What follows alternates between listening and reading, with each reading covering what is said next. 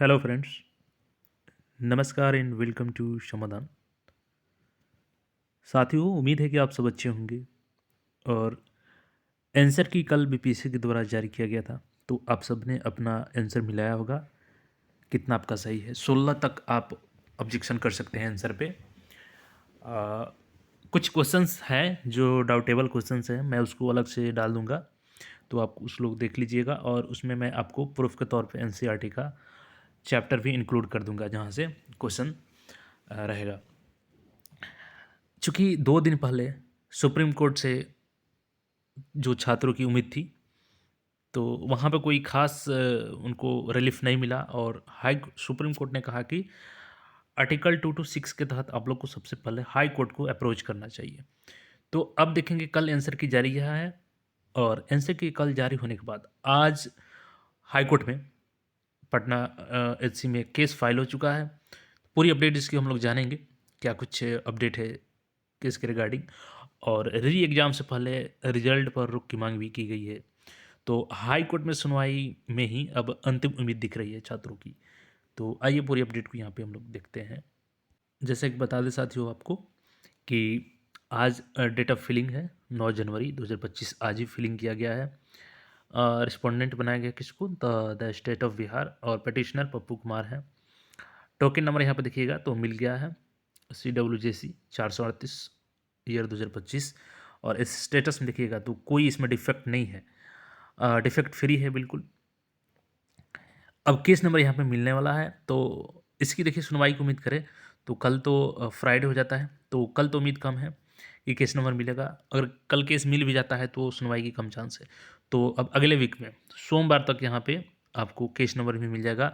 और हो सकता है कि इसको शेड्यूल किया जाए केस को हियरिंग के लिए। तो उसमें जो भी निर्णय होगा, अब छात्रों की अंतिम निगाहें हाई कोर्ट पे टिकी है कि हाई कोर्ट क्या इसमें फैसला देती है। क्योंकि सारे बातें अब स्पष्ट रूप से सुप्रीम कोर्ट ने भी बताया कि हम आपके जो भी दर्द है उसको देख रहे हैं, समझ रहे हैं, लेकिन जो एक प्रक्रिया होती है कि आपको पहले हाई कोर्ट है, उसके बाद अगर वहाँ से आपको कोई नहीं मिलता है, उम्मीद कोई रिजल्ट नहीं मिलता है, तो फिर हम हैं सुनवाई के लिए। तो कहीं न कहीं सुप्रीम कोर्ट का भी एक जो बातें सामने निकल कर आई है, तो हाई कोर्ट भी उसको ध्यान में रख कर के अपना जो भी फैसला होगा, वो करेगा। तो फिलहाल ये जो रिट है वो फाइल किया गया है बीपीएससी री एग्ज़ाम को लेकर के। और इसमें सबसे बड़ी मांग की गई है कि जब तक री एग्ज़ाम पे कोई फ़ैसला नहीं आ जाता है, री एग्ज़ाम नहीं होता है, तब तक इसका रिज़ल्ट रोक लगाया जाए। यानी कि जो 13 दिसंबर को एग्ज़ाम हुआ और 4 जनवरी को, चूँकि कल आंसर की भी जारी हो गया है। और ये रिट पिटीशन जारी किया जो फाइल किया गया है वो जन स्वराज पार्टी की तरफ से किया गया है। तो यहाँ पे देख सकते हैं, इसी को न्यूज़ में भी दिया गया है। बीपीएससी 17वीं पीटी दोबारा कराए जाने को लेकर हाई कोर्ट में याचिका दायर। और आरजेडी बोली सीबीआई करे जांच। तो सभी विपक्षी पार्टी भी कहीं ना कहीं आवाज़ उठा रहे हैं। बीपीएससी 17वीं संयुक्त प्रतियोगिता परीक्षा में कथित पेपर लीक और अनियमितताओं को लेकर पटना हाई कोर्ट में याचिका दायर की गई है। याचिका में परीक्षा रद्द करने और पुनः आयोजन की मांग की गई है। सुप्रीम कोर्ट ने इससे पहले मामले पर सुनवाई करने से इनकार कर दिया था। और सुप्रीम कोर्ट ने कहा था कि याचिकाकर्ता को पहले पटना हाई कोर्ट के समक्ष यह मुद्दा उठाना चाहिए। यहाँ पे पूरी न्यूज़ देखिएगा। तो बीपीएससी द्वारा आयोजित 17वीं संयुक्त प्रतियोगिता परीक्षा के यहाँ पे रिट फाइल कर दिया गया है। और यहाँ पे देखिएगा तो इस याचिका को पप्पू कुमार एवं अन्य ने अधिवक्ता प्रणव कुमार के माध्यम से दायर किया है। गुरुवार को प्रणव ने बताया कि याचिका की प्रति महाधिवक्ता कार्यालय में दे दी गई है। याचिका में आरोप लगाया गया है कि परीक्षा में बड़े पैमाने पर धांधली हुई है और अनियमितताएं बरती गई है। इसके अलावा 13 दिसंबर को जो हुई थी परीक्षा, तो इसमें सारी चीज़ें बताई गई है कि 912 केंद्रों पर बड़े पैमाने पर अभ्यर्थी शामिल हुए थे। और याचिका में यह भी कहा गया है कि काफ़ी अभ्यर्थियों को प्रश्न पत्र ही उपलब्ध नहीं कराए गए थे और छात्रों ने परीक्षा रद्द करने की मांग की थी। इसमें स्पष्ट रूप से बातें जो मेंशन की गई है कि इस परीक्षा में पेपर लीक की बात सामने आने से आम लोगों और छात्रों के विश्वास को गहरा धक्का लगा है।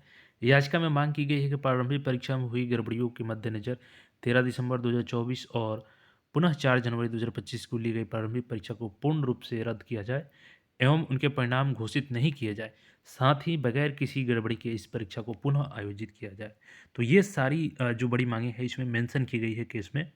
तो यहाँ पे देख सकते हैं कि प्रणव कुमार ने अनुच्छेद 226 के तहत रिट याचिका दायर कर बीपीएससी की पीटी को रद्द कर पुनर्परीक्षा कराने की मांग की है। इसके साथ ही कोर्ट से अनुरोध किया है कि जब तक पुनर्परीक्षा न हो जाए तब तक परीक्षा का परिणाम घोषित नहीं किया जाए। इसके अलावा देखिएगा तो सबसे बड़ी विपक्षी पार्टी जो बिहार की है आरजेडी, उसके तरफ से जो मुद्दा उठाया गया है कि 17वीं पीटीए में धांधली के आरोपों के बाद राजद ने बीपीएससी की भूमिका पर भी प्रश्न चिन्ह लगा दिया है। उसकी मांग है कि बीपीएससी व कोचिंग माफिया की भूमिका की जांच सीबीआई या सेवारत न्यायाधीश से कराई जाए। गुरुवार को प्रेस वार्ता कर राजद प्रवक्ताओं ने बीपीएससी और कोचिंग माफिया की मिलीभगत की भी आरोप लगाया। तो ये सारे मुद्दे हैं जो कोर्ट के समक्ष रखे गए हैं। तो अभी तक ये इसमें नेक्स्ट वीक में सोमवार तक इसमें कॉज लिस्ट होता है, उसके बाद सुनवाई होती है। तो सारी अपडेट को लेकर के फिर आपके साथ मिलेंगे। तो चैनल से जुड़े रहें और बाकी कोई अपडेट कोई क्वेश्चन हो तो कमेंट करके पूछ सकते हैं। तो फिलहाल के लिए इतना, और मैं आप कोशिश करूँगा यहाँ पे कि आपको जो भी डाउटेबल क्वेश्चंस हैं एनसीईआरटी पेज नंबर और सारा चीज़ बता करके मैं आपको बता दूंगा कि कौन कौन से क्वेश्चन पे आप यहाँ पे डाउट है जो ऑब्जेक्शन कर लीजिए। तो चैनल से जुड़ रहे हैं। धन्यवाद।